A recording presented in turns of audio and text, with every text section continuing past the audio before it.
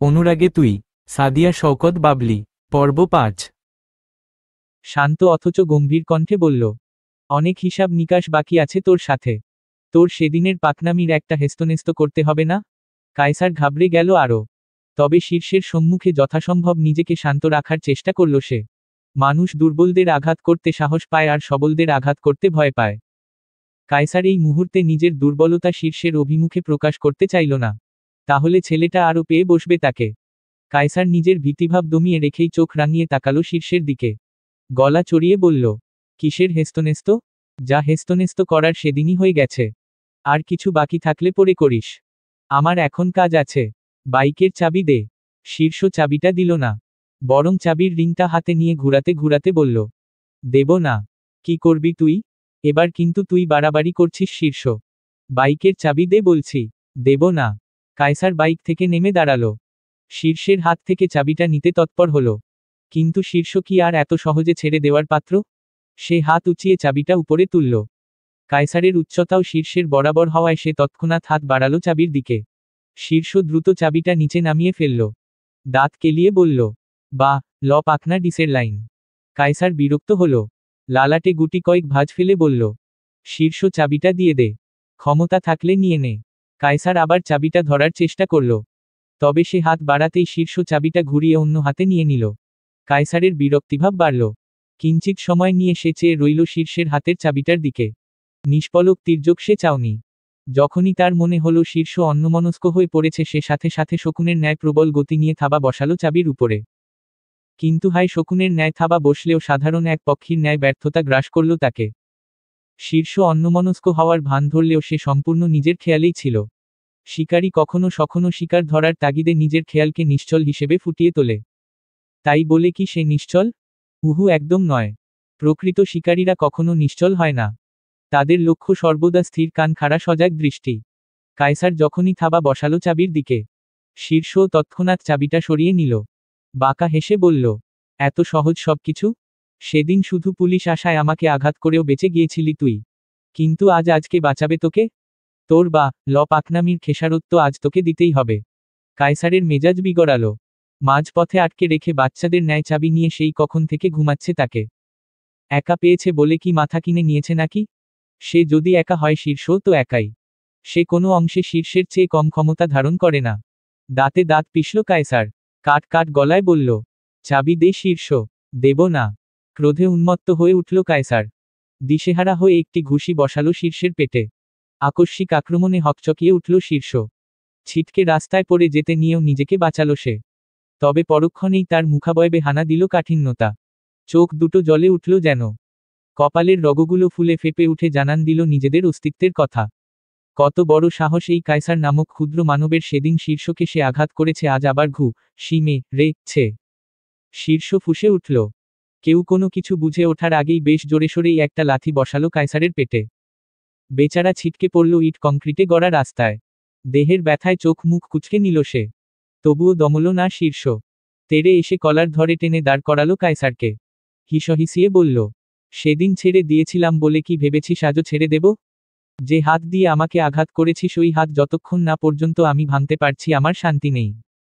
ত্রয়ী এতক্ষণ গাড়ির জানালা গলিয়ে দেখছিল সবটা। ভয় বাইরে পা দেওয়ার সাহস করেনি সে। শীর্ষকে সে ভয়ঙ্কর ভেবেছিল, কিন্তু এতটা ভয়ঙ্কর কখনো কল্পনাও করেনি। ত্রয়ীর হৃদয় শীর্ষের জন্য কোনরূপ ইতিবাচক ধারণা জন্মানোর পূর্বেই একে একে নেতিবাচক ধারণা প্রভাব ফেলছে। এই মুহূর্তে ত্রয়ীর নিকট শীর্ষকে একজন তণ্ডা ব্যতীত আর কিছুই মনে হচ্ছে না। কি হিংস্র লোকটার চাউনি, কি তেজ শরীর জুড়ে! মনে হচ্ছে যেন এখনই 2-4টা করে ফেলে দিবে এই জনমানবহীন নির্জন রাস্তায়। ত্রয়ীর ভাবনার মধ্যেই শীর্ষ ফের একটি ঘুষি বসালো কায়সারের গালে। কেঁপে উঠল মেয়েটি। বুকের ভিতরে থাকা ছোট্ট হৃৎপিণ্ডটা যেন লাফিয়ে উঠল ভয়ে আতঙ্কে। ত্রয়ী ভয়ার্ত দৃষ্টিতে তাকালো কায়সারের মুখ পানে। লোকটার ওষ্ঠের কোণা বেয়ে লাল তরল রক্ত গড়িয়ে নামছে। ত্রয়ীর মায়া লাগলো কায়সারের জন্য। সাথে হৃদয় আশঙ্কা জাগল, শীর্ষ না আবার লোকটাকে মেরে দেয়। যে ভয়ঙ্কর লোক, তাতে তাকে দ্বারা সবই সম্ভব। তাছাড়া অবস্থা বেগতিক। না নি পর্যন্ত না গেলেও এভাবে চলতে থাকলে দুজন গুরুতরভাবে যে আহত হবে তাতে কোনো সন্দেহ নেই। ত্রয়ী আশেপাশে তাকালো। সাহায্যার্থে খোঁজার চেষ্টা করল কাউকে। কিন্তু ফলাফল শূন্য। এখানে কোথাও কেউ নেই। না, হার তাকে ভয় পেয়ে বসে থাকলে চলবে না। এবার যা করার তাকেই করতে হবে। দুটো মানুষ তার সামনে দাঁড়িয়ে দাঁড়িয়ে নিজেদের মধ্যে হিংস্র পশুর ন্যায় যুদ্ধ চালাচ্ছে, তি ঘটাচ্ছে, আর সে কিনা ভয় ঘাপটিমে রে বসে থাকবে। এতটা ভীতু স্বভাবের হলেও বা দুনিয়ায় চলবে কিভাবে সে? জোরে জোরে কয়েকটা নিঃশ্বাস নিয়ে নিজেকে ধাতস্থ করল ত্রয়ী। গাড়ির দরজা ঠেলে বেরিয়ে এলো বাইরে। শীর্ষ এবং কায়সারের মুখোমুখি দাঁড়িয়ে বলল, কি শুরু করেছেন কি আপনারা? এভাবে মা রি করছেন কেন? কায়সার চোখ তুলে তাকালো তার অভিমুখে দাঁড়ানো মেয়েটির মুখ পানে। গোলগাল চেহারার দারুণ এক কন্যা সে। ফর্সা গায়ের বর্ণ মানানসই স্বাস্থ্যের সাথে মানানসই উচ্চতা। মেয়েটির মুখশ্রী জুড়েও কেমন আলাদা এক মায়া জড়িয়ে রয়েছে। কয়েক মুহূর্তের জন্য থমকে গেল কায়সার, স্থির হলো তার দৃষ্টি। হৃদয় আঙ্গিনায় হঠাৎ করেই ঝড় উঠল প্রবল বেগে। কে এই নারী? এখানে কি করছে? কায়সারের ভাবনার মধ্যেই কানে এলো শীর্ষের রুক্ষ কণ্ঠস্বর। দাঁতে দাঁত পিষে সে বলল, তুই গাড়ি থেকে বাইরে বেরিয়েছিস কেন বালির বস্তা? ত্রয়ী ভীত হল। সে যতটা সাহস নিজের ভিতরে সঞ্চয় করেছিল তা এই মুহূর্তে শীর্ষের রুক্ষ কণ্ঠের সামান্য একটি বাক্যের নিচে চাপা পড়ে গেছে। যেমন তো খ ধে পরে কালের বিবর্তনে চাপা পড়ে ধ্বংসাবশেষগুলো। ত্রয়ী এলোমেলো দৃষ্টি ফেলল। আমতা আমতা করে বলল, না মানে আমি মানে? কি না মানে আমি মানে? সোজা হয়ে এখন কথাও বলতে পারছিস না? ত্রয়ী ঢোক গিলল। কোনো রকম উত্তর না দিয়ে দৃষ্টি ঘুরালো আশেপাশে। শীর্ষের দৃষ্টিও স্থির মেয়েটির দিকে। এই সুযোগটাই কাজে লাগালো কায়সার। হুট করেই একটা পাড়া বসালো শীর্ষের পায়ে। চমকে উঠল সে। কণ্ঠে মূলক ব্যথাতুর ধ্বনি তুলে ছিটকে দূরে সরে গেল কায়সারের। কায়সারও আর সময় ব্যয় করল না। শীর্ষ তাকে ছেড়ে দিতে বাইক ফেলে রেখেই ছুট লাগালো যেদিকে দুচোখ যায়। শীর্ষও দমে যাওয়ার পাত্র নয়। সেও ছুট লাগালো কায়সারের পিছু পিছু। অল্প সময়ের মধ্যেই ধরে ফেলল তাকে। হাঁপাতে হাঁপাতে বলল, আমার হিসাব নিকাশ শেষের আগে কোথায় পালাচ্ছিলি তুই বদমাইশ? তোকে তো আমি। এইটুকু বলে থামল শীর্ষ। কায়সার নিজেকে ছাড়ানোর চেষ্টা করল তার বাঁধন থেকে। গলা চড়িয়ে বলল, এখনো সময় আছে শীর্ষ, আমাকে ছেড়ে দে। নয়তো খুব খারাপ হবে। তুই আমার কি বা ফালাবি আমার জানা আছে। আগে নিজেকে তো বাঁচা। ফুঁসে উঠল কায়সার। ধস্তাধস্তি লেগে গেল দুজনের মধ্যে। ত্রয়ীও দৌড়ে এসে দাঁড়ালো তাদের মুখোমুখি। জোরে নিঃশ্বাস নিতে নিতে বলল, মাঝ রাস্তায় এসব কি শুরু করেছেন আপনারা? অনেক হয়েছে, এবার তো থামুন। ত্রয়ীর কথা কানে তুলল না কেউই। তারা তাদের মতো ধস্তাধস্তি চালিয়েই যাচ্ছে। ধস্তাধস্তির এক পর্যায়ে শীর্ষ ঘুরে কায়সারের পিছনের দিকে চলে এলো। দুই হাতে জাপটে ধরল তাকে। আদেশ স্বরে বলল, ওকে কষিয়ে একটা বালির বস্তা। যাতে এক ওর সব কয়টা দাঁত পড়ে যায়। খাবার চিবিয়ে না খেতে পারে। ত্রয়ীর বুক কাঁপল। তাকে কিনা এখন মারতে হবে, তাও কায়সারের মতো এক ভয়ঙ্কর মানবকে। ত্রয়ী লো না, বরং কাচুমাচু করে দাঁড়িয়ে রইল চুপচাপ। শীর্ষ ভ্রু কুচকাল। কপালে ভাঁজ ফেলে বলল, কি হলো মারছিস না কেন? ত্রয়ী আমতা আমতা শুরু করল। জন্য হাত উঁচিয়েও নামিয়ে নিল সে। এলোমেলো দৃষ্টি ফেলে বলল, আমার ভয় লাগছে। কিসের ভয়? আমি ওকে ধরে আছি তো। তুই শুধু ত্রয়ী শুকনো ঢোক গিলল। কোনো রকমে হাতটা উচালো সে। তবে সাহস এখনো হচ্ছে না তার। হাতটায় কেমন কাঁপছে। শীর্ষ এবার বিরক্ত হলো বেজায়। সামান্য একটা তে বলেছে। এই মেয়েটা তাও পারছে না। অবশ্য এই মেয়ের থেকে কিছু আশা করাই বেকার। বিরক্তিতে নাক মুখ কুচকে সে বলল, সামান্য একটা তে পারছিস না? অবশ্য তোর মতো একটা বলদির কাছ থেকে এর বেশি আর কি আশা করা যায়? শীর্ষ প্রবল বিরক্তি নিয়ে ছেড়ে দিল কায়সারকে। তবে বলদি কথাটা গায়ে লাগলো ত্রয়ীর। লোকটা তাকে সামান্য একটা জন্য এত বড় একটা কথা বলে দিল। না, এবার সে বে। তাতে যা হবার হোক তো। ত্রয়ী জোরে জোরে কয়েকটা নিঃশ্বাস নিয়ে নিজেকে ধাতস্থ করল। চোখ দুটো বন্ধ করে প্রবল গতিবেগ নিয়ে হাতটা বাড়িয়ে দিল উদ্দেশ্যে। মেয়েটার হাত নিজের দিকে আসতে দেখেই চমকাল কায়সার। চোখ বড় বড় করে দ্রুত বসে পড়ল নিচে। ফলস্বরূপ গিয়ে পড়ল সোজা তার পিছনে থাকা শীর্ষের গালের উপর। হতবাক হয়ে পড়ল শীর্ষ। আনমনেই গালে হাত চলে গেল তার। চোখ বড় বড় করে শুধাল, তুই আমাকে মারলি বালির বস্তা? পরপর চোখ মুখ শক্ত হয়ে উঠল শীর্ষের। শেষ পর্যন্ত কিনা ত্রয়ী তাকে থা পপ রমা র লো। এই পুচকে বোকা গাধা মেয়টা তাকে থা পপ রমা র লো। এর থেকে লজ্জাজনক বিব্রতকর পরিস্থিতি আর কি হতে পারে? তাছাড়া এতক্ষণ যখন তাকে কায়সারকে থা পপ রমা র তে বলা হলো তখন সে পারল না। আর কায়সারকে ছেড়ে দিতেই দুম করে থা পপ র টা শীর্ষের গালে রে দিল। শীর্ষ রক্তচক্ষু নিয়ে তাকালো ত্রয়ীর দিকে। গালে হাত রেখেই হুঙ্কার তুলে বলল, তোর এত বড় সাহস বালির বস্তা আমাকে থা পপ রমে রে ছি স। ত্রয়ী কেঁপে উঠল শীর্ষের হুঙ্কারে। এটা কি হলো তার দ্বারা? তার ভাগ্য এতটা খারাপ কেন? থা পপ র পড়ল তো পড়ল, শীর্ষের গালেই পড়ল। এখন কি করবে সে? কোথায় যাবে? ভয় আতঙ্কে দিশেহারা হয়ে উঠল মেয়েটা। শীর্ষ জ্বলন্ত চোখ নিয়ে পা বাড়ালো ত্রয়ীর দিকে। আতকে উঠল সে। হৃদয় হানা দিল এক ভয়ঙ্কর বাক্য। শীর্ষকে থা পপ রমা রা র অপরাধে সে আবার আমাকে রে দেবে না তো? অন্তরাত্মা কেঁপে উঠল ত্রয়ীর। নিশ্চল হলো তার পা জোড়া। কোথাও যে দৌড় দিয়ে পালাবে তাও পারছে না। ভয় পা জোড়া কেমন অবশ হয়ে গেছে। সাথে দেহেও হানা দিয়েছে দুর্বলতা। চোখ দুটো কেমন মুদে আসছে। শীর্ষ প্রবল ক্রোধ নিয়ে দাঁড়ালো তার মুখোমুখি। এক হাতে চেপে ধরল গাল দুটো। দাঁতে দাঁত চেপে ওষ্ঠ ফাঁকা করল কিছু বলার উদ্দেশ্য। কিন্তু কণ্ঠনালী থেকে কোনো ধ্বনি বের করার পূর্বেই চোখ বন্ধ করল ত্রয়ী। লুটিয়ে পড়ল শীর্ষের বক্ষের উপরে।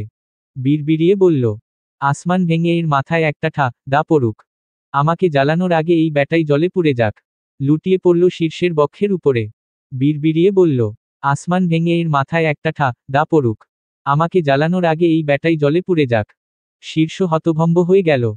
ত্রয়ীর মুখটা অতি নিকটে থাকায় মেয়েটির কণ্ঠে তোলা প্রতিটি বাক্যই তার কর্ণে হানা দিল বেশ সহজে। কিন্তু মেয়েটি এ কি বলল? তার মাথার উপরে দা পড়ার মতো এক ভয়ঙ্কর অভিশাপ দিল। একটু আগে থা পপ রমে রে ও এর শান্তি হয়নি, এখন আবার অভিশাপও দিচ্ছে। ক্রোধে রি করে উঠল শীর্ষের শরীরটা। কটমট করে সে ধরল মেয়েটির দুই বাহু। টেনে দাঁড় করানোর চেষ্টা করল তার মুখোমুখি। ত্রয়ী ভয় পেয়েছে তবে জ্ঞান হারায়নি। তার স্নায়ুতন্ত্র এতটাও দুর্বল নয় যে এইটুকু ভয় জ্ঞান হারাবে। মেয়েটি হালকাভাবে চোখ দুটো ফাঁকা করল, তাকালো শীর্ষের মুখ পানে। রক্তিম সে মুখশ্রী। চোখ দুটো কেমন হিংস্র। ঢোক গিলল বেচারি। চোখ বন্ধ করে জ্ঞান হারানোর ভান ধরে ফের সে লুটিয়ে পড়ল শীর্ষের দেহের উপর। এখন এই জ্ঞান হারানোর অভিনয়ই ভরসা। একমাত্র এই অভিনয়ই পারে শীর্ষের হাত থেকে তাকে বাঁচাতে। শীর্ষ তবুও দমল না। মৃদুভাবে ধাক্কা দিল ত্রয়ীর দুই বাহু ধরে। দাঁতে দাঁত পিষে বলল, নাটক বন্ধ কর বালির বস্তা। চোখ খোল তাড়াতাড়ি। আজ তোর খবর আছে। কোন সাহসে তুই আমার গায়ে হাত তুলেছিস? ত্রয়ী সাড়া দিল না কোনো। ঘাপটি রে পড়ে রইল শীর্ষর উপর। কটমট করল শীর্ষ। রুক্ষ কণ্ঠে ফের বলল, চোখ খুলবি নাকি এই পাকা রাস্তায় ফেলে তোর হাড়গোড় সব ভেঙে দেব? ত্রয়ী শুকনো ঢোক গিলল। তবে শীর্ষের কর্মকাণ্ডে বিরক্ত হল কায়সার।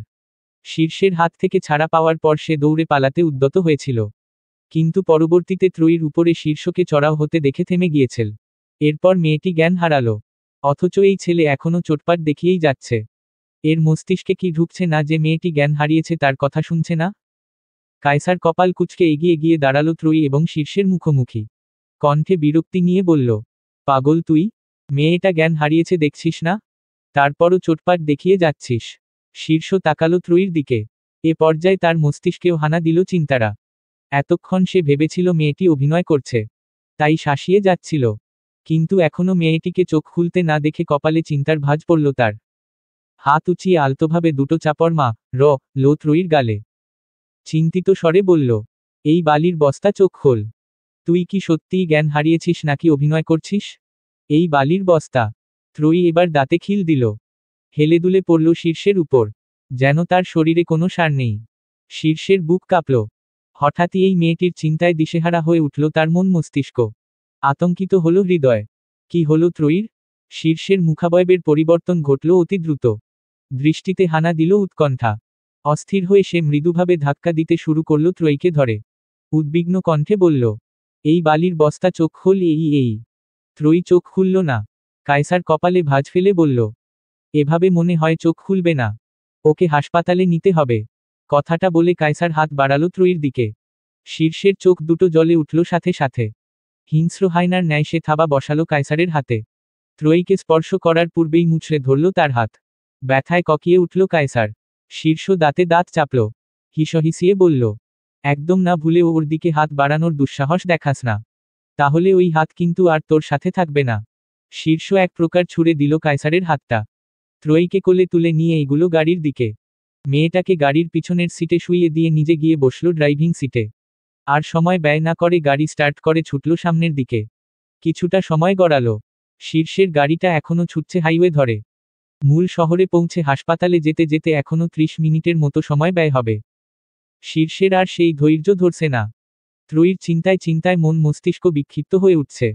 মেয়েটি হঠাৎ এভাবে জ্ঞান হারালো কেন? তারপর জ্ঞান না হয় হারিয়েছে, কিন্তু এখনো হুঁশে ফিরেছে না কেন?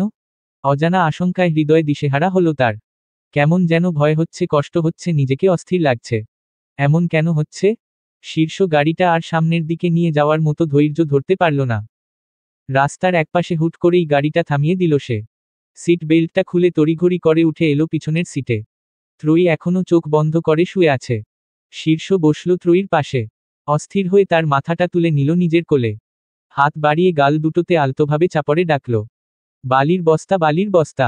ত্রয়ী শুনল সে ডাক। এবারে চোখ খোলার সিদ্ধান্ত নিল সে। নয়তো একটু বেশিই হয়ে যাবে। তাছাড়া তাকে চোখ খুলতে না দেখে যদি ডাক্তারের কাছে নিয়ে যায় শীর্ষ, তখন কি হবে?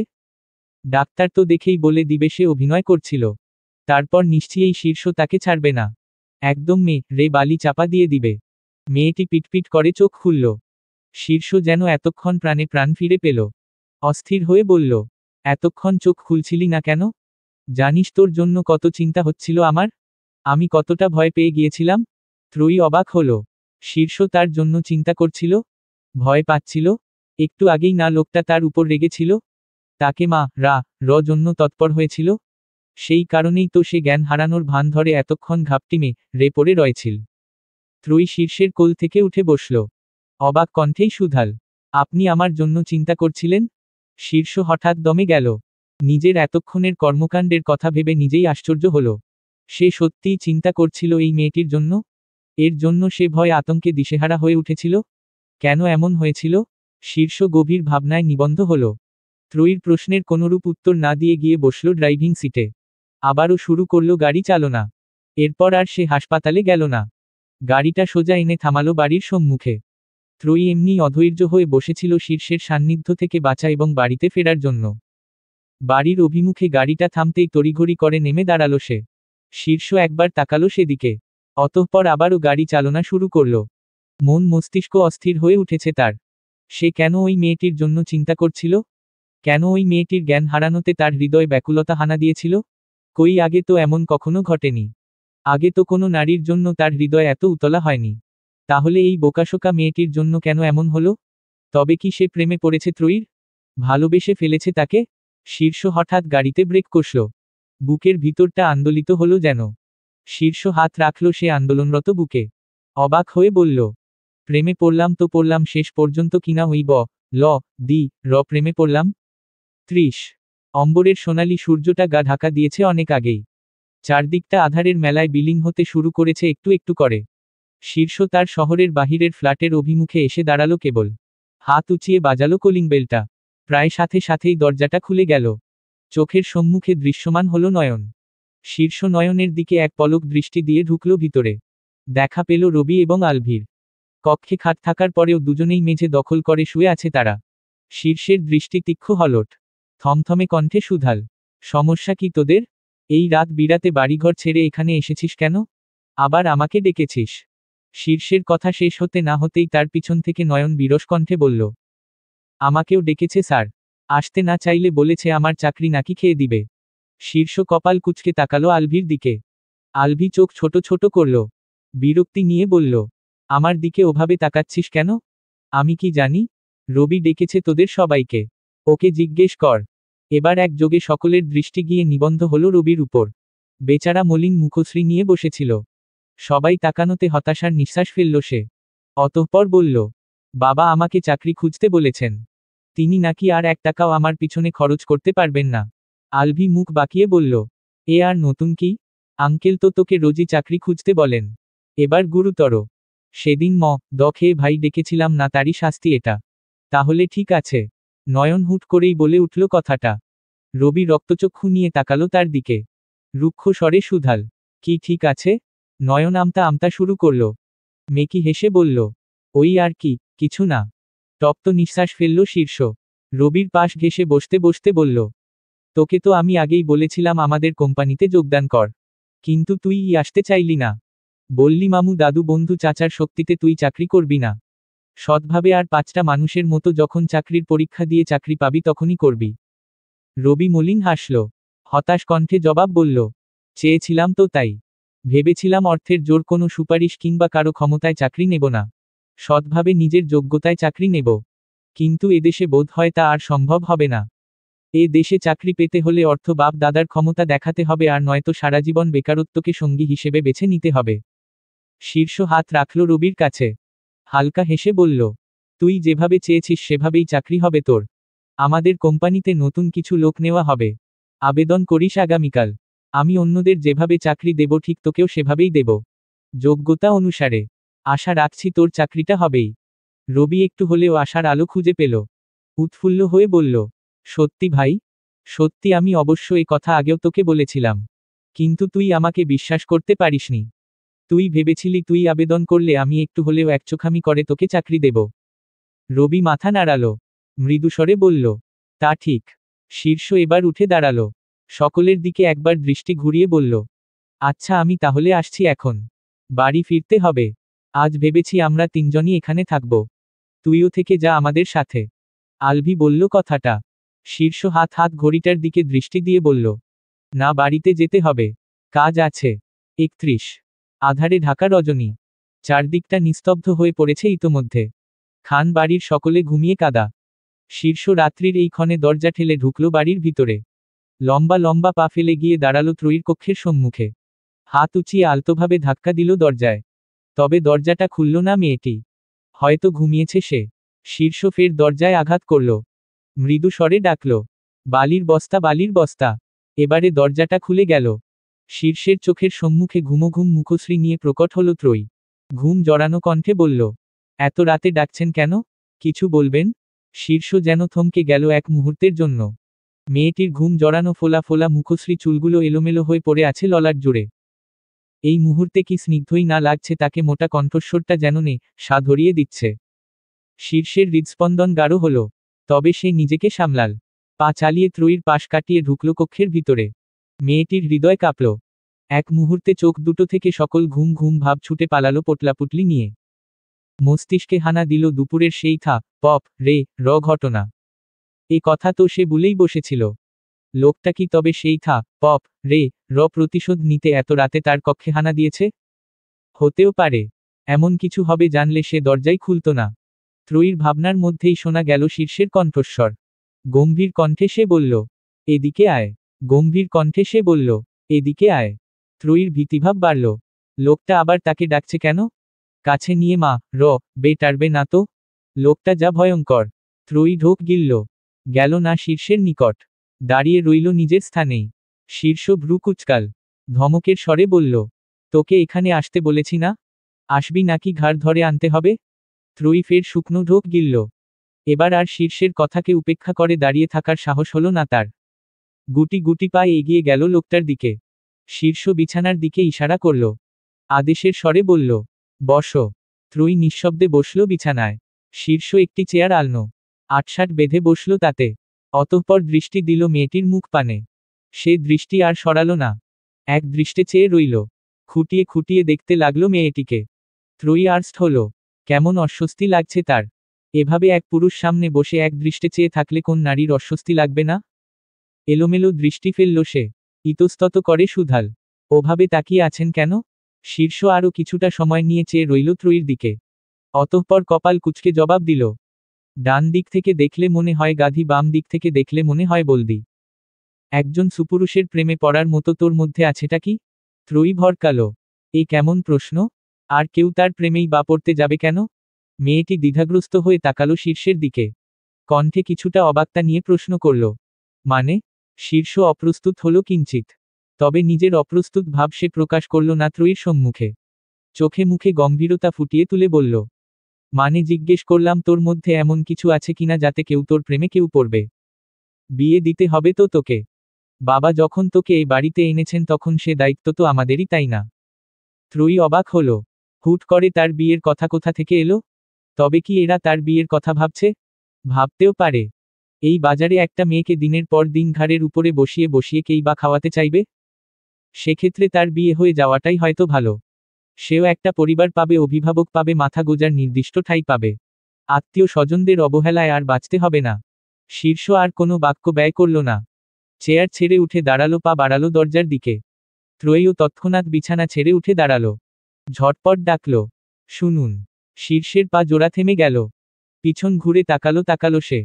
কপালে ভাঁজ ফেলে বলল, বল। ত্রয়ী দৃষ্টি নত করল। আমতা আমতা করে বলল, দুঃখিত। কেন? আমি আসলে তখন আপনাকে থা পপ রমা র তে চাইনি। আমি ওই লোকটাকে থা পপ রমা রা র জন্যই হাত তুলেছিলাম। কিন্তু ওই লোকটা হুট করে বসে পড়ায় থা পপ র টা আপনার গালে লাগে। আমি সত্যিই দুঃখিত। ত্রয়ী এক নিঃশ্বাসে কথাগুলো বলে থামল। শীর্ষের চোখ মুখ ধীরে ধীরে শক্ত হয়ে উঠল। নয়তো সে এই গাধীর প্রেমে পড়ার চিন্তায় চিন্তায় থা পপ রে র কথা বেমালুম বলেই বসেছিল। শীর্ষ তেড়ে এলো মেয়েটির দিকে। শক্ত কণ্ঠে বলতে চাইল কিছু। তবে তার কণ্ঠনালী ভেদ করে ত্রয়ীর জন্য এই মুহূর্তে কোনো শক্ত বাক্য বেরুতে চাইল না। মস্তিষ্ক বিক্ষিপ্ত হয়ে উঠতে চাইছে থা পপ রে র প্রতিশোধ নিতে। আর হৃদয় বলছে, ত্রয়ী ইচ্ছে করে কিছুই করেনি। যা হয়েছে ওই কায়সারের জন্য। সে কেন বসে পড়েছিল? সব দোষ তার। হৃদয় আর মস্তিষ্কের অনাবর্ত কলহে বিরক্ত হলো বেচারা। কণ্ঠনালী হাতরে শুধু উচ্চারণ করল, নিচে গিয়ে খাবার গরম কর। আমি ফ্রেশ হয়ে আসছি। ক্ষুধা লেগেছে আমার। শীর্ষ আর দাঁড়ালো না এক মুহূর্ত। লম্বা লম্বা কদমে প্রস্থান ঘটালো নিজের। তপ্ত নিঃশ্বাস ফেলল ত্রয়ী। এই মাঝরাতে এখন তাকে ঘুম বাদ দিয়ে খাবার গরম করতে হবে। কি কপাল! ত্রয়ী খাবার গরম করল। রান্নাঘর থেকে সেগুলো এনে টেবিলে সাজিয়ে রাখতে রাখতে শীর্ষ চলে এলো। এসেই ধপ করে বসে পড়ল একটি চেয়ার টেনে। কোনরূপ বাক্য বিনিময় না করে খেতে শুরু করল। নীরবে নিঃশব্দে খাওয়া শেষ, চলে গেল আবার। ত্রয়ীর দিকে একবার তাকালো না অবধি। ত্রয়ীও কিছু বলেনি। এই লোকের সাথে যত কথা না বলে থাকা যাবে তার জন্য ততই মঙ্গল। শীর্ষ চলে যাওয়ার পর সে এঁটো থালা বাসনগুলো সব এক এক করে ধুয়ে মুছে গুছিয়ে রাখল। কিন্তু এরপর সে কি করবে? ঘুমও আর আসছে না এখন। চারপাশে কেউ জেগেও নেই যে তার সাথে দুই দণ্ড কথা বলবে কিংবা সময় কাটাবে। ত্রয়ী রান্নাঘর থেকে আর নিজ কক্ষে গেল না। এদিক ওদিক ঘুরতে ঘুরতে এলো সুইমিং পুলের নিকটে। পুরো রাত জুড়ে এই বাড়ির চারিধারেই আলো জ্বলে। এই সুইমিং পুলের এদিকটাও আলোকিত হয়ে রয়েছে কৃত্রিম আলোয়। ত্রয়ী বসল পুলের পাশে। পা ডোবালো পুলের স্বচ্ছ পানিতে। গুনগুনিয়ে গান ধরল, চাপা বনে কলির শনে আজ। লুকোচুরি গো লুকোচুরি। আলো ভরা কালো চোখে। কি মাধুরী গো কি মাধুরী। মন চাহে যে ধরা দিতে। মন চাহে যে ধরা দিতে। তবু সে লাজে সরে যায়। মধু মালতী ডাকে আয়। শীর্ষ দাঁড়িয়ে আছে তার কক্ষের সাথে লাগোয়া বারান্দায়। শরীরে জড়ানো তার অর্ধ হাতার একটি টি-শার্ট এবং ট্রাউজার। টি-শার্টটার হাতা গলিয়ে তার ফুলে ওঠা পেশি স্পষ্ট। শীর্ষ হাত দ্বারা ঘাড় ঘষতে ঘষতে এদিক ওদিক তাকালো। হঠাৎ নজরে পড়ল নিচে ত্রয়ীর দিকে। ভ্রু যুগল কুঁচকে এলো তার। এই মেয়েটি এই সময়ে পুলে কি করছে? ঘুমায়নি এখনো? শীর্ষ কিছুটা সময় নিয়ে চেয়ে রইল ত্রয়ীর দিকে। অতঃপর বারান্দা ছেড়ে লম্বা লম্বা পা ফেলে নেমে এলো নিচে। এগিয়ে গিয়ে দাঁড়ালো ত্রয়ীর পিছনে। থমথমে কণ্ঠে সুধাল, এত রাতে এখানে কি করছিস তুই? ত্রয়ী চমকাল। তৎক্ষণাৎ তাকালো পিছন ঘুরে। শীর্ষকে দেখে একটু স্বস্তি পেল যেন। দম নিয়ে জবাব দিল, এমনি ঘুম আসছিল না বলে এসেছিলাম। ঘুম আসবে না বলে রাত বিরাতে এখানে এসে বসে থাকবি? ত্রয়ী কিঞ্চিত আর্স্ট হল। বসা থেকে উঠে দাঁড়ালো সে। মিনমিনে কণ্ঠে বলল, না মানে, আচ্ছা চলে যাচ্ছি। কণ্ঠে তোলা বাক্যের সমাপ্তি ঘটিয়েই ত্রয়ী হাঁটা ধরল গৃহের দিকে। শীর্ষ তৎক্ষণাৎ ধমকে উঠল, তোকে যেতে বলেছি আমি? ত্রয়ী থেমে গেল তৎক্ষণাৎ। ঈষৎ কেঁপে উঠল তার কা। তবে কণ্ঠ বাড়িয়ে সে শুধাল না কিছু। শীর্ষই আবার নিজে থেকে বলল, একটু আগে যেখানে যেভাবে বসেছিলি আবার গিয়ে সেভাবে বসো। কেন? বসতে বলেছি বসো। শীর্ষ ফের ধমকের স্বরে বলল কথাটা। ত্রয়ী আর কোনো প্রশ্ন করার সাহস পেল না। সন্তর্পণে বসল পূর্বের ন্যায় পুলের পানিতে পা ডুবিয়ে। এবারে শীর্ষ হুট করে গিয়ে বসল ত্রয়ীর পাশ ঘেঁষে। ত্রয়ী চমকাল। চটজলদি দূরে সরে গেল সে। শীর্ষ ভ্রু কুঁচকে দেখল তার আর ত্রয়ীর মধ্যেকার দূরত্বটুকু। তবে কণ্ঠে ধ্বনি তুলে বলল না কিছুই। ট্রাউজারটা একটু উপরে তুলে সেও ত্রয়ীর ন্যায় পা ডোবালো পুলের পানিতে। এরপরে হুট করেই প্রশ্ন করে বসল, জীবনে প্রেম করেছিস কয়টা? ত্রয়ী ভরকে গেল। এই লোক আবার হঠাৎ এমন প্রশ্ন করছে কেন? তখন বিয়ের কথা বলল, এখন আবার জিজ্ঞেস করছে প্রেম করেছে কয়টা। মেয়েটা আমতা আমতা শুরু করল। ইতস্তত করে জবাব দিল, একটাও না। সত্যি? হুম। শীর্ষ মস্তক নোয়ালো। বিড়বিড়িয়ে বলল, বান্দি তাহলে পুরোপুরি পিওর আছে। একটু দূরত্বে থাকায় ত্রয়ী শুনল না শীর্ষের বিড়বিড়িয়ে বলা কথাটা।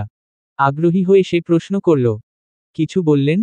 হ্যাঁ বলেছি যে তোর মতো গাধীর প্রেমে পড়বেও বাকে যে তুই প্রেম করবি। ত্রয়ী অপমানিত বোধ করল। এই লোকটা সবসময় তাকে অপমান করে। কখনো বালির বস্তা, কখনো গাধী, আবার কখনো বলদি বলে সম্বোধন করে। সে কি এতটাই বোকা যে তাকে গাধী বলদি বলতে হবে? সে একটু ভদ্র এই তো। এখন আবার বলছে তার প্রেমে কেউ পড়বে না? কেন, সে কি দেখতে কোনো দিক থেকে খারাপ? আজ পর্যন্ত কত প্রেম প্রস্তাব পেয়েছে, কত শত প্রেম নিবেদন তার ঝুলিতে জায়গা করে নিয়েছে, তা কি এই লোক জানে? ত্রয়ী হৃদয় ক্রোধ জাগল।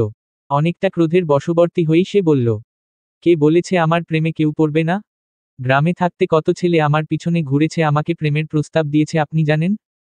এমনকি আমার স্কুলের হেডমাস্টারের ছেলে পর্যন্ত আমার পিছনে ঘুরেছে। আমি যদি এখন আবার গ্রামে ফিরে যাই না, দেখবেন তারা এখনো আমার পিছনে ছোটাছুটি করবে। শীর্ষের কলিজাটা হঠাৎ জ্বলে উঠল যেন। তীব্র হিংসা ভিতরটা ছেয়ে গেল। দাঁতে দাঁত চেপে সে বলল, কি বললি তুই? তোকে কত ছেলে প্রেম প্রস্তাব দিয়েছে? ত্রয়ী দুই দিকে হাত ছড়িয়ে দিল। গর্ব করে বলল, এতগুলো। শীর্ষ মেজাজ হারালো। চেঁচিয়ে উঠে বলল, তোর হাত আমি কেটে ফেলবো বালির বস্তা। ত্রয়ী আঁতকে উঠল। তড়িঘড়ি করে নিজের ছড়ানো হাত দুটো গুটিয়ে নিল সে। শীর্ষ ফুঁসে উঠে দাঁড়িয়ে পড়ল। আঙ্গুল তুলে মেয়েটাকে কিছু বলতে গিয়েও থেমে গেল। কি বলবে সে? কেন বলবে? ত্রয়ী তো রাগার মতো কিছু বলেনি। তবুও সে রেগে গেছে। শীর্ষ কটমট করে একবার তাকালো মেয়েটির দিকে। অতঃপর ধূপধাপ পা ফেলে চলে গেল গৃহের ভিতরে। ত্রয়ী অবাক হল। চোখে মুখে একরাশ বিস্ময় নিয়ে চেয়ে রইল লোকটার গমনপথের দিকে। কি থেকে কি হয়ে গেল, লোকটা হঠাৎ কেন রেগে গেল, কিছুই ঢুকছে না তার মস্তিষ্কে। শীর্ষ তাকে প্রশ্ন করল, সে উত্তর দিল, এখানে রাগার মতো এমন কি হলো? আশ্চর্য। ৩২। ব্যস্ত শহর, ব্যস্ত জনজীবন। চারদিকে শুধু মানুষ আর যানবাহনের কোলাহল। এই কোলাহলকে উপেক্ষা করেই জনজীবন বয়ে চলেছে প্রতিনিয়ত। আলভি এবং রবি একটি শপিং মলের মধ্যে ঘোরাঘুরি করেছে। আলভির কিছু শার্ট প্যান্ট কেনার ছিল, আর রবিও ভাবল তার সামনে ইন্টারভিউ আছে, তাই একটা নতুন শার্ট কিনে নেওয়া যাক। আলভি এদিক ওদিক ঘুরে শার্ট দেখতে দেখতে হঠাৎ তার নজর পড়ল অদূরে একটি মেয়ের দিকে। ওটা মেহের না? ভালোভাবে তাকালো সে। হ্যাঁ, ওটা মেহেরই তো। সাথে তার আরও দুটো মেয়ে আছে। ওষ্ঠে হাসি ফুটে উঠল আলভির। যাক, মেয়েটার সাথে প্রকৃতির নিয়মেই দেখা হলো তবে।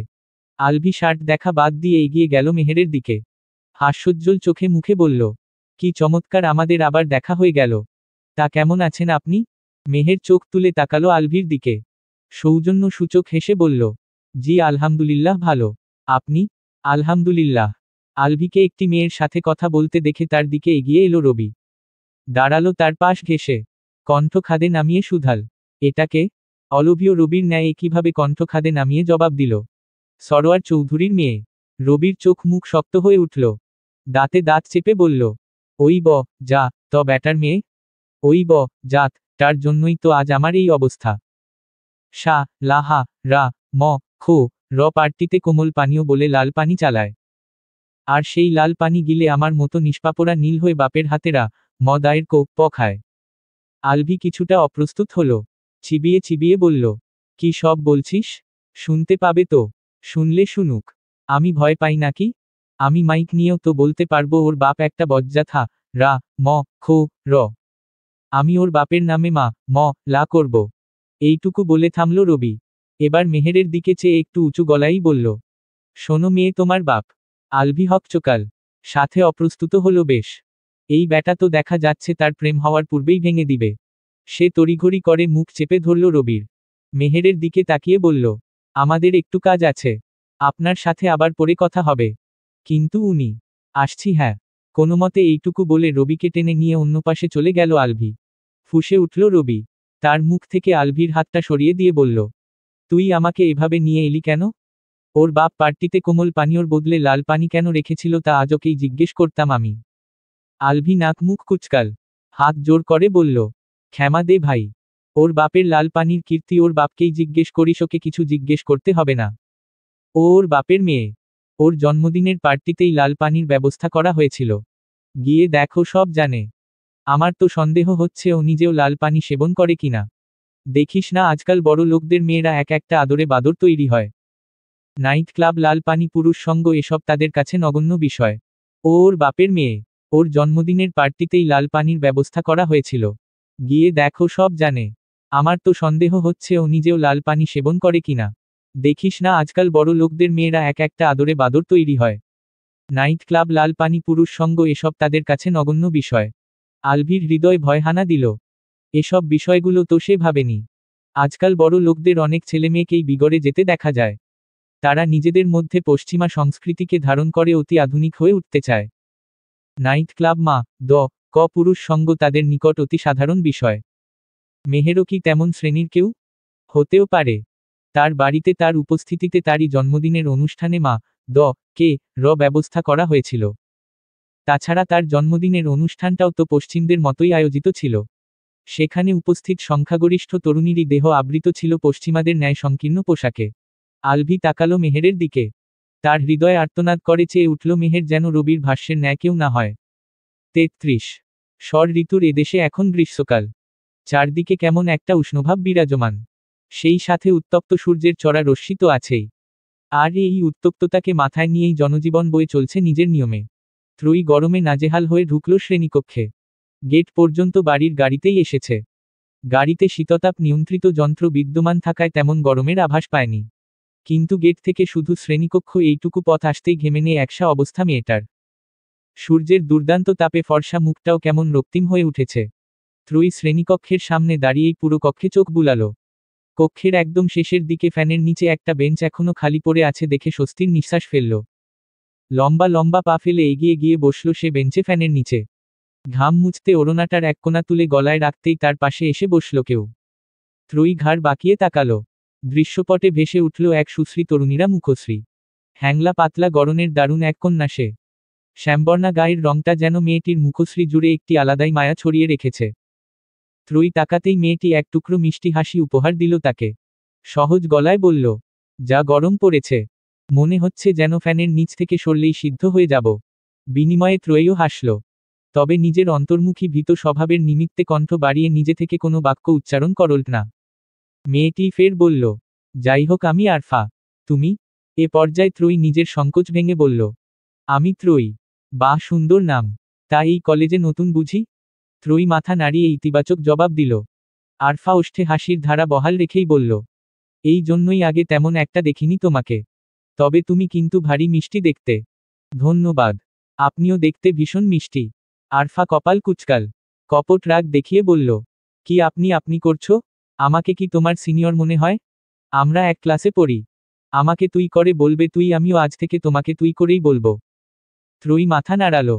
সাথে আফরা মেয়েটার প্রতি তার হিংসাও জন্মালো বেজায়। মেয়েটা কি মিশুক এবং প্রাণবন্ত। এই অল্প সময়ের মধ্যেই কেমন সহজ গলায় কথা বলছে তার সাথে। আপন আপন ব্যবহার করছে। ত্রয়ী কেন এসব পারে না? সে কেন অন্তর্মুখী ভীত স্বভাবের? কেন তার সবকিছুতে এত ভয়? একজন অপরিচিত মানুষের সাথে কথা বলতেও লজ্জা সংকোচে মুষড়ে পড়ে।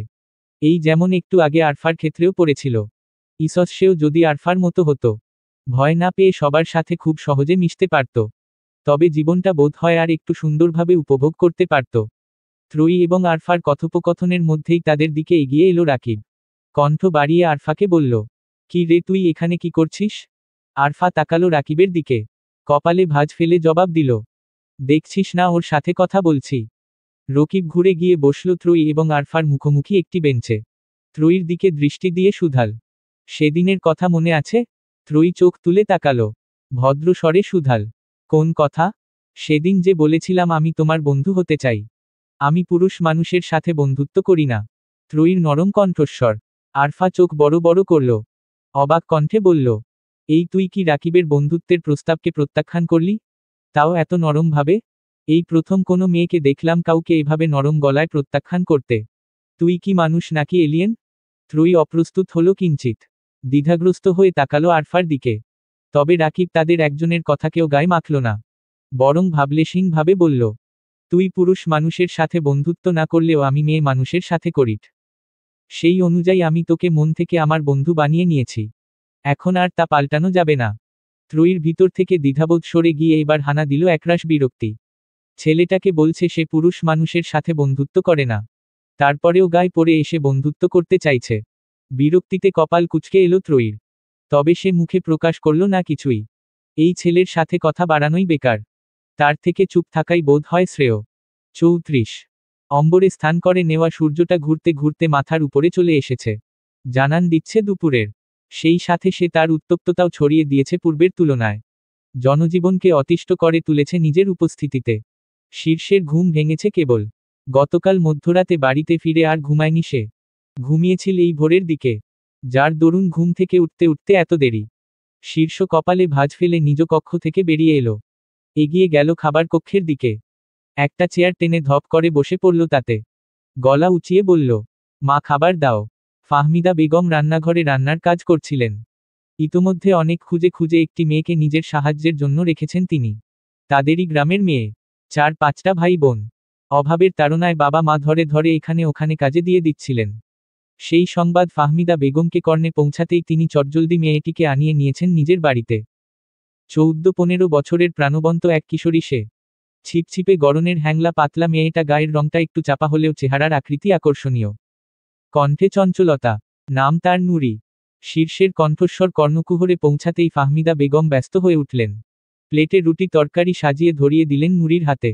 নুরি কিছুটা অবাক হল।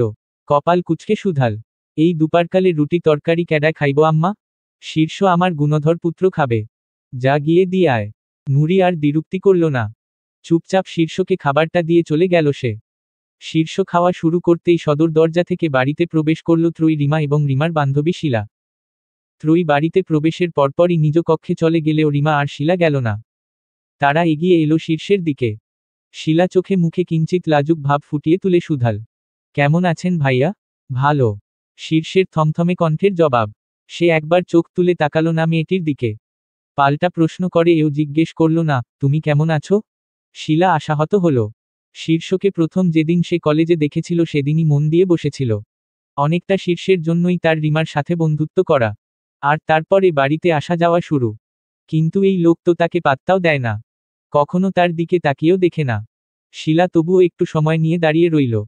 আশা করল শীর্ষের দিক থেকে কোনো প্রশ্ন আসবে। কিন্তু তাকে নিরাশ করে শীর্ষ টাটু কোনো শব্দ করল না। সে নিজের ভাবে খেয়ে যাচ্ছে, যেন তার আশেপাশে আর কোনো মানবের অস্তিত্ব নেই। এই পুরো কক্ষ জুড়ে সে শুধু একাই রয়েছে। ছোট একটা নিঃশ্বাস ফেলল শিলা। ফের নিজে থেকেই শুধাল, আপনারা নাকি কয়েকদিন পর আমাদের কলেজ মাঠে ক্রিকেট খেলবেন? প্রত্যুত্তরে শীর্ষ কিছু বলার পূর্বেই ত্রয়ী কক্ষ থেকে ফ্রেশ হয়ে বেরিয়ে এলো। শীর্ষের পিছন থেকেই রান্নাঘরের দিকে পা বাড়ালো সে। তৎক্ষণাৎ খাওয়া থেমে গেল শীর্ষের। ঘাড় বাঁকিয়ে তাকালো সে ত্রয়ীর দিকে। মেয়েটা রান্নাঘর অবধি যাওয়া পর্যন্ত ওভাবেই চেয়ে রইল এক দৃষ্টে। অতঃপর ত্রয়ী রান্নাঘরে প্রবেশ করে তার দৃষ্টির আড়াল হতেই গলা উচালো। কণ্ঠ বাড়িয়ে বলল, পানি দিয়ে যা, বালির বস্তা।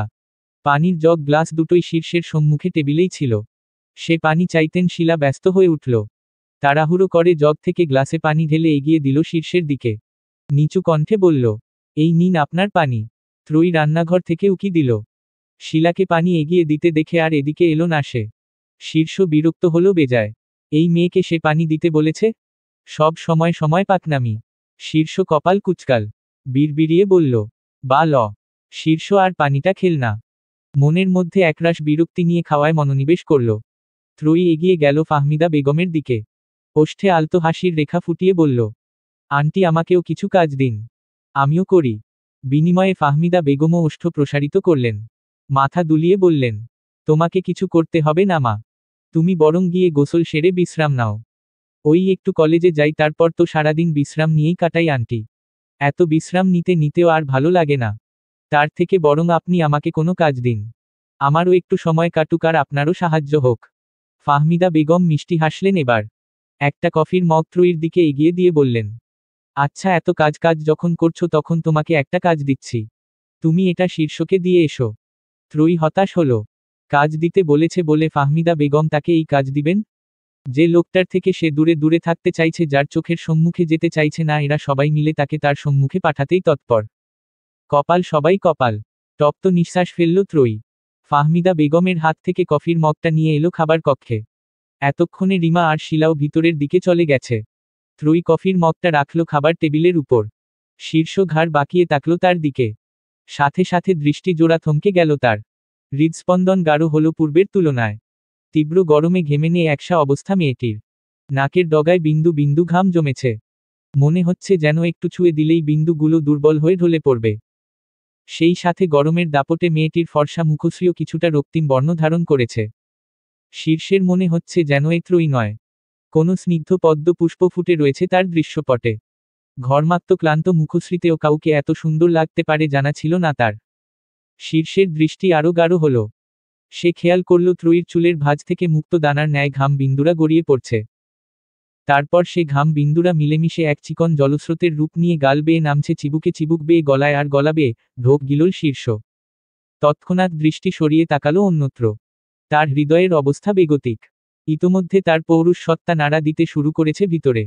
নিষিদ্ধ কিছু চাওয়ারা টকবক করে ফুটে উঠতে শুরু করেছে মস্তিষ্ক জুড়ে। শীর্ষ নিজেকে সামলানোর চেষ্টা চালালো। দাঁড়িয়ে পড়ল চেয়ার ছেড়ে। যত্রতত্র পায়ে হাঁটা ধরল নিজের কক্ষের দিকে। তবে কক্ষের সম্মুখে আসতেই সে খেয়াল করল কফির মগটা আনা হয়নি। শীর্ষ দরজার সামনে দাঁড়িয়েই গলা উঁচিয়ে বলল, মা, কফিটা নুরিকে দিয়ে আমার কক্ষে পাঠিয়ে দাও। ত্রয়ী শুনল শীর্ষের কথা। রান্নাঘরের দিকে উকি দিয়ে দেখল ফাহমিদা বেগম এবং নুরি জনেই ব্যস্ত। এই সময়ে তাদের না জ্বালানোটাই শ্রেয়। অগত্যা ত্রয়ী কফির মগটা নিয়ে এলো শীর্ষের কক্ষের সম্মুখে। হাত উঠিয়ে দরজায় টোকা দিতেই ভিতর থেকে ভেসে এলো, আয়। শীর্ষ মাত্রই বসেছে বিছানায়। ত্রয়ী এগিয়ে গেল তার দিকে। কফির মগটা এগিয়ে দিয়ে বলল, আপনার কফি। যে মেয়ের জন্য পালিয়ে আসা সেই মেয়েই এবার কক্ষে হানা দিয়েছে। শীর্ষ চোখ তুলে তাকালো মেয়েটির দিকে। আবারও নজর গেল গলায়। তৎক্ষণাৎ দৃষ্টি নামিয়ে নিল সে। থমথমে কণ্ঠে বলল, ওড়না ঠিক কর। ত্রয়ী চমকাল ভরকালো। তার ওড়না এলোমেলো হয়ে গেছে, তাও এক পুরুষের দৃষ্টি সম্মুখে। মেয়েটা চটজলদি তাকালো নিজের ওড়নার দিকে। সাথে সাথে ভ্রু যুগল কুঁচকে এলো। কই, তার ওড়না তো ঠিকই আছে। তাহলে শীর্ষ হঠাৎ এমন কথা বলল কেন? ত্রয়ী ভ্রু কুঁচকে রেখেই নিজেকে আর একবার পর্যবেক্ষণ করল। অতঃপর ঠিক করা ওড়নাটাই টেনেটুনে আরও ঠিক করতে তৎপর হল। শীর্ষ উঠে দাঁড়ালো। ত্রয়ীর গলার দিকে দৃষ্টি দিয়ে বলল, ওড়না ঠিক বলতে আমি তোর গলা ঢাকতে বলেছি। গলা ঢাকতে? ত্রয়ীর কণ্ঠে বিস্ময়।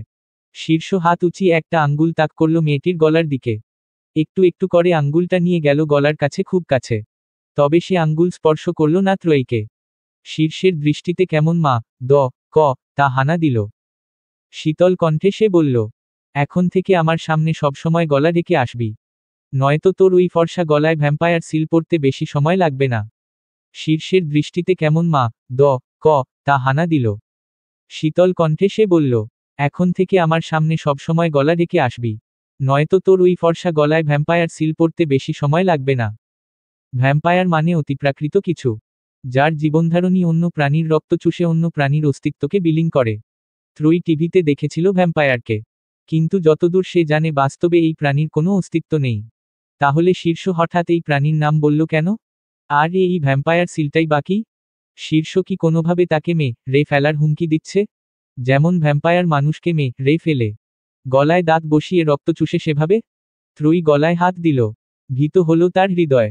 কাদো কাদো কণ্ঠে বলল, আপনি সব সময় আমার সাথে এমন কেন করেন? আমি কি দোষ করেছি? শীর্ষের চোখ ছোট ছোট হলো। এক ভ্রু উঁচিয়ে শুধাল, আমি কখন বললাম তুই দোষ করেছিস? তাহলে আপনি আমাকে তে চাইছেন কেন? শীর্ষ অবাক হলো। সে আবার কখন এই মেয়েকে তে চাইল? মেয়েটির ঘর্মাক্ত মুখশ্রী দর্শনে একটু অনুভূতির জোয়ারে ভেসে গিয়েছিল মাত্র। তাই বলে এই মেয়ে তাকে ঘাতক বানিয়ে দিবে? ঘাতক তো সে নয়, ঘাতক তো এই ত্রয়ী নামক মেয়েটি। ভয়ঙ্কর এক ঘাতকেই রমণী। তাই তো এত বোকাসোকা হয়েও তার মতো এক শক্তপোক্ত পুরুষের হৃদয়কে কেড়ে নিতে সক্ষম হয়েছে। তাকে অনুভূতির জোয়ারে ভাসিয়ে ধীরে ধীরে উন্মাদ করে তুলছে। শীর্ষ ভ্রু কুচকাল। থমথমে কণ্ঠে বলল, আমি কখন তোকে তে চাইলাম? মাত্রই তো তে চাইলেন। গলায় ভ্যাম্পায়ার সিল বসাতে চাইলেন। শীর্ষ এতক্ষণে বুঝল বিষয়টি। ভ্যাম্পায়ার সিল পরা বলতে এই মেয়েটি তাকে রে ফেলা বুঝেছে। আলতো হাসির রেখা ফুটে উঠল তার ওষ্ঠ জুড়ে। কোমর ভাঁজ করে সে ঝুঁকে এলো নিচের দিকে। নিজের মুখ মণ্ডলটা ঠিক ত্রয়ীর মুখশ্রী বরাবর রেখে বলল, ভ্যাম্পায়ার সিল পরা মানে আমি তোকে রে ফেলা বুঝাইনি। ত্রয়ী পলক ঝাপটালো। বোকা বোকা কণ্ঠে প্রশ্ন করল। তাহলে কি বুঝিয়েছেন? আমি বুঝিয়েছি। এইটুকু বলে থামল শীর্ষ। নিজের মুখমণ্ডলটা আর একটু এগিয়ে আনল ত্রয়ীর মুখশ্রীর দিকে। দুজনের মধ্যকার দূরত্ব এখন খুব কম। ত্রয়ী আর্স্ট হল। তৎক্ষণাৎ 2 কদম পিছিয়ে নিজেদের মধ্যে দূরত্ব বাড়াল। শীর্ষ মৃদু হাসল। সে আবার 2 কদম সামনের দিকে এগিয়ে নিজেদের মধ্যে দূরত্ব ঘুচাল। ফের ত্রয়ীর মুখশ্রী বরাবর নিজের মুখটা রেখে মোহাবিষ্ট কণ্ঠে বলল, ধর তোর গলা আর আমার দাঁত। এইটুকু বলতেই ত্রয়ী ফট করে বলে উঠল, আপনার দাঁত আমার গলা বা ঘাড়ে বসবে না। ভ্যাম্পায়ারদের মতো অত ধারও আপনার দাঁতে নেই। শীর্ষের মেজাজ বিগড়াল। ত্রয়ীর হঠাৎ এমন বাক্যে অনুভূতির জোয়ারে ভাটা পড়ল তার। কতটা অনুভূতি নিয়ে মোহাবিষ্ট হয়ে সে কথাটা বলতে গিয়েছিল, আর এই মেয়ে কিনা বলে বসল তার দাঁতে ধার নেই। শীর্ষ ভেবে পায় না এমন একটা বোকা মেয়ের প্রেমে সে কিভাবে পড়ল। এই মেয়ের মধ্যে তো কোনটা হুমকি মিশ্রিত বাক্য, কোনটা ভালো বাক্য আর কোনটা প্রেম মিশ্রিত বাক্য তাই বোঝার সক্ষমতা নেই। অবশ্য যে মেয়ে একটা সোজা কথা ভালোভাবে বোঝে না সে প্রেমময় বাক্য বুঝবে তা আশা করাটাও বোকামি। সাধারণ দৃষ্টিতে তাকালেও আর্স্ট হয়ে পড়ে এই মেয়ে। শীর্ষ দাঁতে দাঁত পিষে সোজা হয়ে দাঁড়ালো। কটমট করে শুধাল, আমার কামড় খেয়ে দেখেছিস কখনো? তাহলে বুঝলি কিভাবে আমার দাঁতে ধার আছে কি নেই? ত্রয়ী ততটা ভাবল না। হুট করেই উত্তর দিল, কামড় খেতে হবে কেন? দেখেই তো বোঝা যায় আপনার দাঁতে ধার নেই। আপনার দাঁত ভোঁতা। এইটুকু বলেই থেমে গেল ত্রয়ী। কি বলতে সে কি বলে ফেলেছে মস্তিষ্কে নাড়া দিল হঠাৎ। ভীত হয়ে পড়ল হৃদয়। সন্ত্রস্ত নয়নে তাকালো শীর্ষের দিকে। শীর্ষের চোখ মুখ ইতোমধ্যে শক্ত হয়ে উঠেছে। চোখ দুটো কেমন রক্তিম বর্ণ ধারণ করেছে। ত্রয়ী ফাঁকা ঢোক গিলল। আমতা আমতা করে কিছু বলবে তার পূর্বেই শীর্ষ কণ্ঠে ধ্বনি তুলল। হুঙ্কার ছেড়ে বলল, আমার চোখের সামনে থেকে দূর হ গাধি। তোর মুখটা দেখলেই আমার রাগ উঠছে। শীর্ষের হুঙ্কারে ঈষৎ কেঁপে উঠল ত্রয়ীর গা। সে আর ওই স্থানে দাঁড়িয়ে থাকার সাহস পেল না। কোনো মতে হাতের কফির মগটা কক্ষে অবস্থানরত টেবিলে রেখে যত্রতত্র পায়ে বেরিয়ে এলো বাইরে। ত্রয়ীকে শীর্ষের কক্ষ থেকে বেরিয়ে আসতে দেখেই ভ্রু কুঁচকাল শিলা। সে দাঁড়িয়ে ছিল রিমার কক্ষের দরজায়। শীর্ষের 2 কক্ষ আগে রিমার কক্ষের অবস্থান। শীর্ষ তখন গলা উঁচিয়ে নুরিকে কফি নিয়ে আসার কথা বলার কিছুক্ষণ পরই এখানে এসে দাঁড়িয়েছে সে। আশা ছিল নুরি এখান থেকে কফি নিয়ে যাওয়ার সময় তার হাত থেকে কফিটা রেখে দিবে। তারপর সেই শীর্ষের কক্ষে যাবে কফি নিয়ে। এই সুযোগে শীর্ষের সাথে একটু কথাও বলা যাবে আর তার কাছাকাছি যাওয়ার প্রয়াসও চালানো যাবে। শিলা ভ্রু কুঁচকে রেখেই আবার ভিতরে গেল। রিমার দিকে তাকিয়ে শুধাল, তোদের বাড়ির ওই নতুন মেয়েটা শীর্ষ ভাইয়ের রুমে গিয়েছিল কেন রে? রিমা মোবাইল টিপতে টিপতে নির্লিপ্ততা ভঙ্গিতে জবাব দিল, গিয়েছিল হয়তো কোনো কাজে। মায়ের সাথে আজকাল বাড়ির টুকটাক কাজ করে ও। রিমা নির্লিপ্ততা ভঙ্গিতে জবাবটা দিলেও শিলা নির্লিপ্ততা থাকতে পারল না। বুক জ্বলছে তার। নারীরা স্বভাবতই তার প্রিয় পুরুষের আশেপাশে অন্য নারীকে সহ্য করতে পারে না। শিলাও পারছে না। হয়তো শীর্ষের সাথে তার কোনো প্রণয়ের সম্পর্ক নেই, শীর্ষ তাকে ভালোবাসা তো দূরে থাক পছন্দও করে না। কিন্তু শিলা তো করে। সে তো ভালোবাসে শীর্ষকে। হৃদয় হিংসাত্মক মনোভাব জেগে উঠল মেয়েটার। না চাইতেও ত্রয়ী তার অপছন্দের কেউ হয়ে উঠল মুহূর্তেই। 35। আকাশের সূর্যটা অস্ত গিয়ে প্রকৃতি ঢেকে গেছে আঁধারের ছোঁয়ায়। তবে রাত এখনো খুব বেশি নয়। শহরের বুকটা জ্বলজ্বল করছে কৃত্রিম সোডিয়ামের আলোয়। আলভি একটি বাইকের সাথে হেলান দিয়ে দাঁড়িয়ে রয়েছে মেহেরের বাড়ির অভিমুখে। সকালে রবির বলা কথাগুলো কিছুতেই মস্তিষ্ক থেকে বের করতে পারছে না সে। মেহের কি সত্যিই বড় লোকের বকে যাওয়া সন্তান, নাকি তার মনের মতো কেউ? একটা মেয়েকে প্রথম দেখাতেই ভালো লাগলো। ধীরে ধীরে তার জন্য হৃদয় ভালোবাসার বীজ বপন হলো। তবে সে বীজ অঙ্কুরিত হওয়ার পূর্বেই এত সংশয়, এত দ্বিধাদ্বন্দ্বে পতিত হলো। তপ্ত নিঃশ্বাস ফেলল আলভি। চোখ তুলে তাকালো মেহেরদের বাড়িটার দিকে। অমনি দেখা পেল একটি গাড়ির। বাড়ির গেট গলিয়ে বেরিয়ে আসছে গাড়িটি। গাড়ির জানালা খোলা থাকায় ভিতরের দিকটাও দৃষ্টিগোচর হলো আলভি। গাড়ির মধ্যে মেহের ড্রাইভার এবং একটি অল্প বয়স্ক তরুণ রয়েছে বোধ হয়। আলভির কলিজাটা ছলকে উঠল। মেহের এই রাতে কোথায় যাচ্ছে? তাও সাথে একটি ছেলেকে নিয়ে? তবে কি রবির কথাগুলোই সত্যিই ছিল? আলভি দ্রুত বাইক স্টার্ট করল। পিছু নিল মেহেরদের গাড়িটার। কিছুটা সময় পরে শহরের একদিকে রাস্তার পাশ ঘেঁষে মেহেরদের গাড়িটা থামল।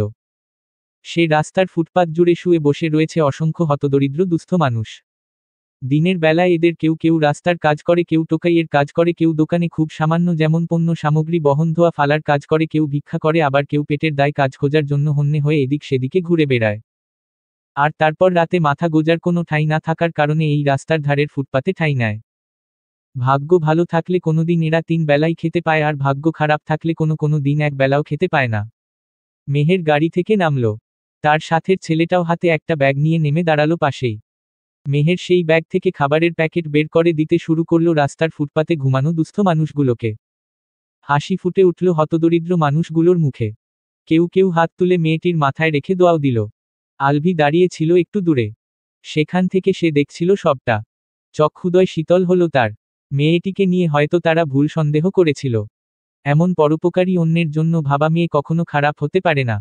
জরুরি নয় বাবা খারাপ হলেই তার সন্তানরা খারাপ হবে। একটা বয়সের পর প্রতিটি মানুষই নিজের ভালো মন্দ এবং কোনটা খারাপ কোনটা ভালো বুঝতে শুরু করে। তখন বাবা মা বা নিকট আত্মীয়দের খারাপ পরামর্শও তাদের বিপথে চালিত করতে পারে না যদি তারা ভালো হয়। আলভি কিঞ্চিত সময় নিয়ে চেয়ে রইল মেহেরের দিকে। অতঃপর এগিয়ে এলো তার নিকট। ওষ্ঠে হাসি ফুটিয়ে বলল, আমি সাহায্য করি। নিজের পাশে পরিচিত কণ্ঠস্বর শ্রবণে তার দিকে ফিরে তাকালো মেহের। রাতের এই সময়ে আলভিকে দেখে কিছুটা অবাক হলো সে। কপালে ভাঁজ ফেলে শুধাল, আপনি এখানে? এদিক থেকেই যাচ্ছিলাম। হঠাৎ আপনাকে দেখে দাঁড়িয়ে পড়লাম আর কি। ওহ। মেহের ছোট করে উত্তরটি দিয়ে আবারও দুস্থ মানুষগুলোকে খাবার দিতে শুরু করল। আলভি ফের শুধাল, আমি সাহায্য করি। আমি একাই পারব। তবুও আমাকে একটু সাহায্য করতে দিন। আপনার সাথে সাথে আমাকেও একটু সওয়াব কামানোর সুযোগ দিন। প্রত্যুত্তরে মেহের চুপ রইল। আলভিও আর তার উত্তরের অপেক্ষায় রইল না। নিজে থেকেই ব্যাগ থেকে খাবারের প্যাকেট এনে মেহেরের পাশাপাশি দিতে শুরু করল অভাবী দুস্থ মানুষগুলোকে। ৩৬। ব্যস্ত নগরী, ব্যস্ত মানুষজন। চারদিকে হৈ হৈ রৈরি কলরব। সেই সাথে আকাশের সূর্যটাও হৈ হৈ করে দাপটের সাথে নিজের উষ্ণতা ছড়িয়ে যাচ্ছে প্রকৃতিতে। এই উষ্ণতাকে গায়ে মেখেই ত্রয়ীদের গাড়িটা এসে থামল কলেজের অভিমুখে। গাড়ি থামতেই রিমা নেমে দাঁড়ালো সেখান থেকে। ত্রয়ীর অপেক্ষা না করেই গটগট করে চলে গেল ভিতরে। তপ্ত নিঃশ্বাস ফেলল ত্রয়ী। গাড়ি থেকে নেমে কলেজে ঢুকবে ঠিক তখনই তার পথ আগলে দাঁড়ালো কেউ। আকস্মিক কেউ সামলে চলে আসায় হকচকিয়ে উঠল মেয়েটি।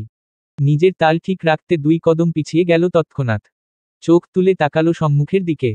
দৃশ্যপটে ভেসে উঠল সেদিনের সেই ভয়ঙ্কর মানব। যে মানব সেদিন রাস্তার মধ্যে শীর্ষের সাথে মা রি করছিল। কিন্তু এই মানব এখানে কি করছে? আর তার পথ আগেই বা দাঁড়িয়েছে কেন? ত্রয়ীর হৃদয় ভীত হল। মস্তক নুইয়ে কায়সাকে পাশ কাটিয়ে সে পা বাড়ালো ভিতরের দিকে। কায়সার আবারও তার পথ আগলে দাঁড়ালো। কিছুটা ইতস্তত করে বলল, তোমার সাথে আমার কিছু কথা ছিল। ত্রয়ী দাঁড়ালো। মস্তক নুইয়ে রেখেই জবাব দিল, জি বলুন। কায়সার একটু সময় নিল। মাথা চুলকে শুধাল, তোমার নাম কি? ত্রয়ীর উত্তর দিতে ইচ্ছে হলো না। কেমন ভয় সংকোচ বিরক্তি ঘিরে ধরেছে তাকে। তবুও ভদ্রতা বজায় রাখতে বলল, ত্রয়ী। এইটুকু বলে একটু থামল সে। দম নিয়ে বলল, আমার ক্লাসের দেরি হয়ে যাচ্ছে। আসছি আমি। ত্রয়ী হাঁটা ধরল কলেজের দিকে। কায়সার ফের তার পথা আগলে দাঁড়ানোর জন্য পা বাড়ালো। তবে সে ত্রয়ীর পথ রোধ করার পূর্বেই তার পথ রোধ করল কেউ একজন। কায়সার দৃষ্টি দিল অভিমুখে। দেখা পেল শীর্ষের। চোখ মুখ শক্ত করে তার দিকেই তাকিয়ে আছে। মনে হচ্ছে যেন এখনই ওই চোখ দ্বারাই তাকে যা লি এ পু রি এ ভস্ম করে দিবে। কায়সার ভ্রু কুচকাল। কপালে ভাঁজ ফেলে শুধাল, কি? শীর্ষ কায়সারের প্রশ্নের উত্তর না দিয়ে পাল্টা প্রশ্ন করল, তোর ওদিকে কি? যা খুশি তাই। তুই তা দিয়ে কি করবি? দাঁতে দাঁত পিষল শীর্ষ। ত্রয়ীর সাথে কথা বলার সময়ে কায়সারের মুখভঙ্গি দর্শনে তার আর বুঝতে বাকি নেই কিছু। এই পুরুষ যে তার জিনিসের দিকে নজর দিয়েছে তা বেশ ভালোভাবেই বুঝেছে সে। একজন পুরুষ হয়ে যদি আরেকজন পুরুষের চোখের ভাষা না বোঝে তাহলে কি করে হয়? শীর্ষ কণ্ঠে গভীর রোষ ঢেলে বলল, আমার ঘরের দিকে নজর দিচ্ছিস আবার আমাকেই জিজ্ঞেস করছিস তা দিয়ে আমি কি করব? তোর সাহস আছে বলতে হবে। সাহস আমার বরাবরই বেশি। বেশি সাহস দেখাস না। এখনো সময় আছে, নজর সংযত কর। নয়তো তোর জন্যই খারাপ হবে। কায়সার তাচ্ছিল্যের হাসি হাসল। অধর বাঁকিয়ে বলল, কি করবি তুই আমার? তোকে আমি ভয় ভাই নাকি? শীর্ষের ইচ্ছে হলো এখনই একটা ঘুষি মে রে এই যা ত টা নাক ফাটিয়ে দিতে, কিন্তু আশেপাশে অনেক মানুষ। এই স্থানে মারামারি করলে ঝামেলা হয়ে যাবে। এ কলেজেরই প্রাক্তন ছাত্র সে। অধ্যাপকরা ভালো জানেন তাকে। শীর্ষ জোরে জোরে কয়েকটা নিঃশ্বাস নিয়ে নিজেকে সংযত করল। একটু এগিয়ে এসে দাঁড়ালো কায়সারের নিকটে। তার কানের কাছে মুখ নিয়ে বলল, আমার কলিজায় আগুন লাগতে এলে আমিও তোর লে আগুন লাগিয়ে দেব। এইটুকু বলে থামল শীর্ষ। বাঁকা হেসে বলল, আর লে আগুন লাগালে নিশ্চয়ই আগুন শুধু ওই পর্যন্তই সীমাবদ্ধ থাকবে না। তার আশেপাশের এলাকাও পুড়বে। নিজের ভবিষ্যৎ রক্ষা করতে চাইলে সাবধান এবং নজর সংযত। চলবে।